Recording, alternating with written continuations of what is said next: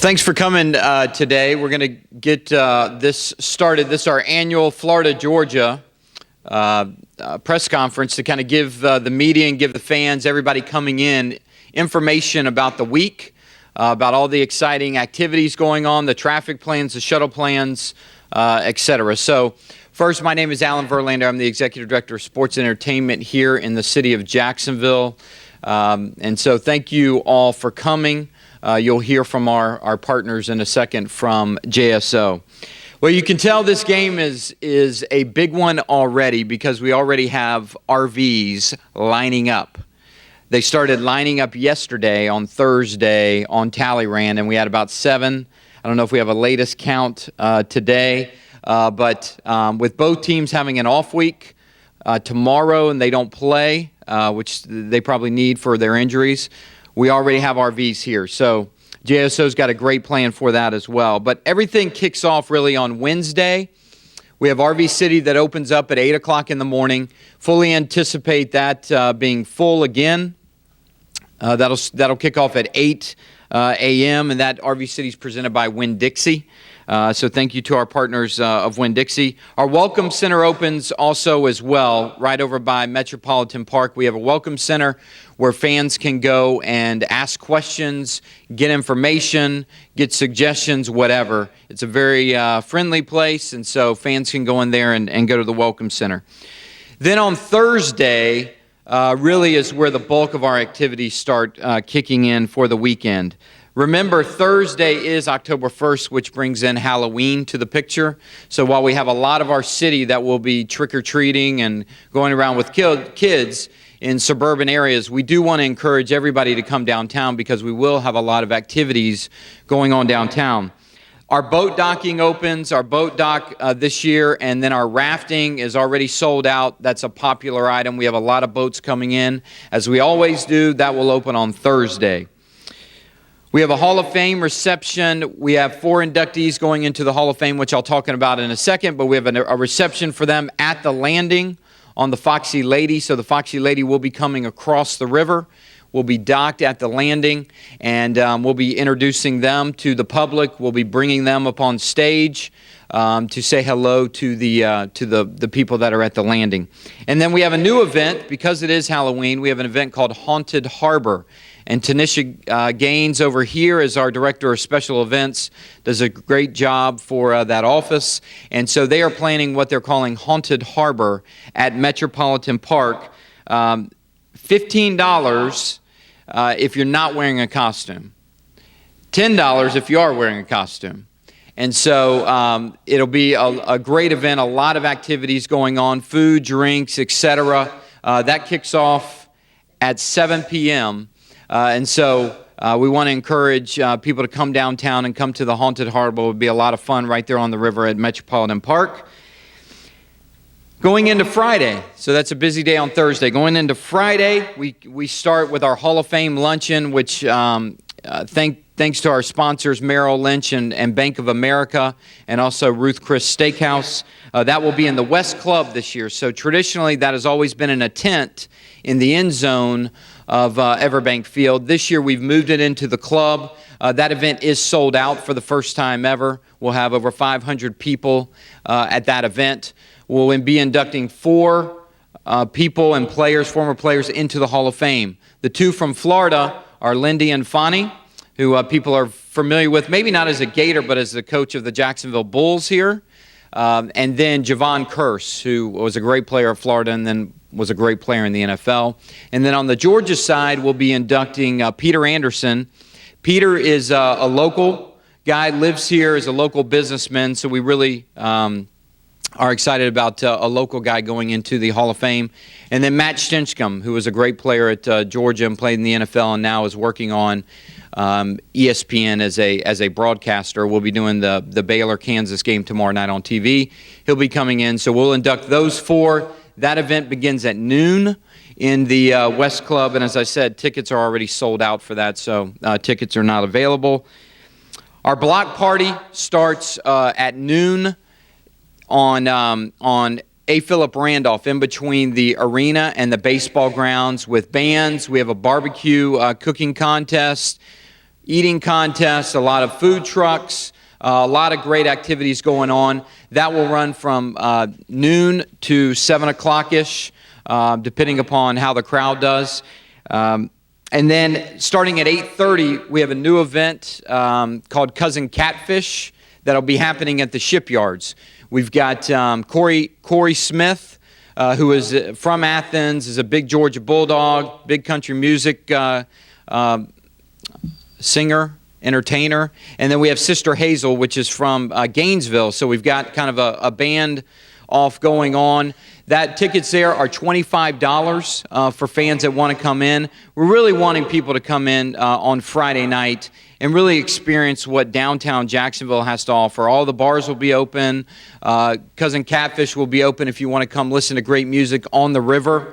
So we're wanting all the fans coming in, local, etc. Even if you're not going to the game, be a part of some of these events that are going on, taking place. We also have an RV City. We'll have a contest, a decorating contest that will be judged, and the RVs will win a prize for who is the most decorative on their RV. And then Saturday is when everything, that's where the rubber meets the road. You've got Touchdown Showdown that kicks off at 10 o'clock in the plaza over here in the south end zone. Major upgrade, and kudos to our special events office for upgrading that event. That was one of the things and events that we wanted to upgrade this year, and they've done an outstanding job really bringing in sponsors. We've got AT&T that'll be coming in doing a big interview thing with our inductees, a lot of interactive stuff. So fans, that is free to the public, free to anybody coming in to the area. You don't have to have a game ticket to get in that area. It's free for that. Then we have the Florida-Georgia tailgate party. This is something that is new. We've always had a mayor's tailgate party in the south end zone that has been invitation only. This year it is open to the public. We will cap it off at a number. But fans that are coming in, it's $40 if you want to buy your ticket in there before the game. On game day, it is $50. There will be food, alcohol will be served. It's one of the only places on site that you can purchase alcohol. I'm sure there'll be a little bit on the site, but it'll be one of the places that you can purchase it.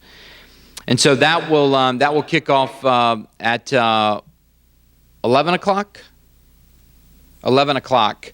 That will kick off, and once the general public comes in there and buys tickets, and we will have a certain number of tickets, and then we'll cap that off. But that is open to the general public this year for the first time. We do have the IMG Playmakers Club, which is a new event as well. That is a very high-level event. IMG, which partners with both schools, Florida and Georgia. They're their multimedia rights partner, is coming in on the opposite side of the tailgate party. They'll be over there, and they will begin construction on Monday of a huge temporary building that will act as a sports bar, sports grill. They'll be serving food in there. There will be adult beverages served in there as well. It's a high-end. That starts at 10 o'clock. And you can go to IMG's website, and it's IMG Hospitality. You can go to their website to learn more about those, but that's a very high-end party that we're partnering with them as well. And then kickoff begins promptly at 3:30, or probably with TV on CBS, 3:37, 3:38, somewhere around there. Do want to point out a couple of things within this year's game. We are honoring the military. The Jaguars are very familiar with doing that, and that's something that we get accustomed to in Jacksonville a lot, honoring our military, but it's something that we necessarily haven't done as much within this game. And so we will be having a re-enlistment ceremony of a Navy officer being re-enlisted back into the Navy, and he's got family coming in from all over the country, and we'll be doing that on the field pregame right before the national anthem.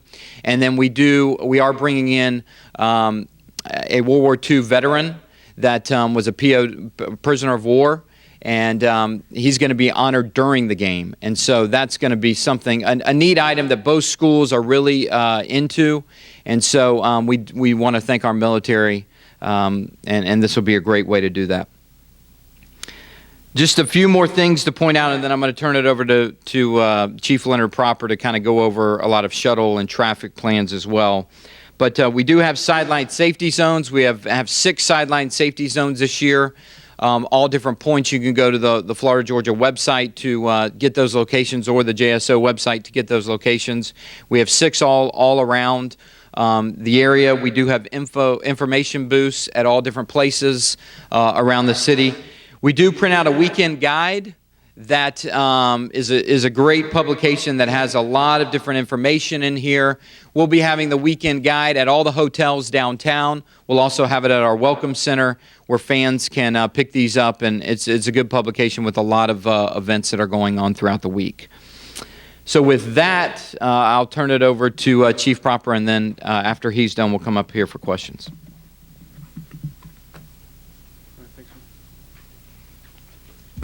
Thanks, Alan. Thanks, everybody, for coming. I want to especially thank the Jaguars and SMG and our local media for helping us get this information out. This is a lot of information, and I know we're talking fast, but it is important, and it makes it for a much better game experience. This next weekend coming up is the largest sporting event we do in Jacksonville, and there's some really important things that we want to get out. Alan mentioned earlier about the sideline safety zones. Those are important mainly for the people that are not familiar with our town. They get down in the sports complex between the landing and the stadium, and that's an opportunity for students or whomever to go to these sideline safety zones. They can recharge batteries, they can get cabs, they can get medical assistance, they can ask the police for help, and it's free pass. There's no sanctions there. Only good comes from going to the sideline safety zone. So those are important.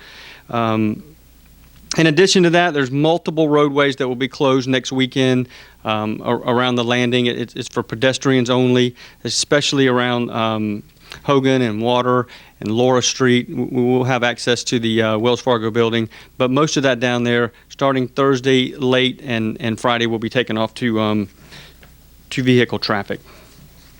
As far as the stadium for the game, the secret here is you have to come about 5 hours early. There's no other way to get that amount of volume into a small area without coming early, and the number is 5 hours. So we want everybody to put that out to say if you expect to get to the game on time, you must get to the sports complex 5 hours early. Let me tell you why. Because the gates open at 1:30, so we prioritize the pedestrians from 1:30 to 3:30. Getting them to the to the stadium itself. Remember, the way our stadium's set up, most people have to cross a street to get into the stadium. So we allow the pedestrians to have the priority starting at 1:30. So if you're not down there parked and ready to go well before that, your commute will be even longer trying to get into the stadium. The key is the shuttles and the water taxis and the Skyway. Any kind of alternate transportation that you can use to get to the sports complex is really our best suggestion. If you do not have a parking pass and you're looking for general parking, that is extremely limited for this game. So if you do not have a parking pass, you have to really get down here early to try to take advantage of those general parking locations that are available. If you do have a parking pass, you still need to come 5 hours early so that you can get to your spot, set up, and be ready to go to the game at when the gates open at 1:30. If you travel on Bay Street, we have the lane indicators. All of Friday, Bay Street will be 2 and 2. Currently, it's like 1 lane in each direction. It will be 2 and 2 on Friday to help with the amount of volume that we have down there. And then on Saturday, we'll change that to 3 lanes coming toward the stadium. After the game's over, 4 lanes out. That will help with the traffic congestion post-game. A couple of important tips for people commuting to the stadium. We put many signboards out there to give people information on where to go if you're general parking, where you're going for passes. We have a very aggressive traffic plan, but you have to go by what those signboards say. Do not follow your GPS, because that GPS will not get you in the same direction that we want you to go, and our way will get you to your parking spot better. So don't do the GPS once you get into the sports complex. Police presence downtown well increased. We have a lot of police presence downtown. We feel we have a very good plan to make sure everybody arrives safe during the event, traffic goes in and out. That police presence at the landing and in the sports complex is similar to what we've had in the years past, but we still have the same level of service to the public during that weekend for responding to emergencies. So that's something that we want everybody to know. Our partners with ABT, the Alcohol, Beverage, and Tobacco groups, and JSO will be working together to address underage drinking. So if you're not over the age of 21 and you're consuming alcohol, you will expect to be confronted and given a citation. This is the only warning we'll be giving out for underage drinking is on this press conference. Other than that, any interaction in the field Friday and Saturday next weekend for the Florida-Georgia game, there'll be no discretion. They'll be given citations and they'll have to pay a fine if you're under the age of 21 and consuming alcohol. All this information will be on our websites, the jacksheriff.org, COJ. They have floridageorgia.org. Multiple different websites have all the information with shuttle routes, sideline safety zones, tips on where to go, coming early. A lot of that information is on those websites. All right, let's talk about the bridges. This is what everybody's excited about right here. We are planning on the Matthews Bridge being open. That's what we're planning on. That's the information that the DOT is working and striving for. Our goal is to have the same traffic pattern that you would normally see during the college football games. I talked to them today. They are working very, very hard to make sure that they get that bridge complete, safe, and open by the time this game starts. But like all plans, if that bridge is not open, then we have a contingency plan to address that. And that contingency plan will be making the Hart Bridge one-way, all 4 lanes into the sports complex for the Florida-Georgia game. The Hart Bridge will be turned one way into the sports complex for the Florida-Georgia game. This is something that's similar that we practiced during the Jaguar game on the 20th. That plan went very well. We were able to make some enhancements to that. And if the word comes that the Matthews Bridge will not be open, then we will bring everyone back together and we will go through the specifics of how that is going to unfold. But I can tell you it will be very similar to what we did for the Jaguar game on the 20th. The biggest fundamental difference between the Jaguar game and the Florida-Georgia game will be the Jaguar fans had the option to go counterflow the wrong way over the bridge into the sports complex. Where on this college game, that discretion will be based on congestion. So if the bridge is full, if it's backed up on the correct side of the bridge, everybody will be moved to the wrong side of the bridge, commonly referred to as counterflow, and brought into the sports complex. So that is our plan for the Florida-Georgia game. That's something that we feel we're very comfortable with.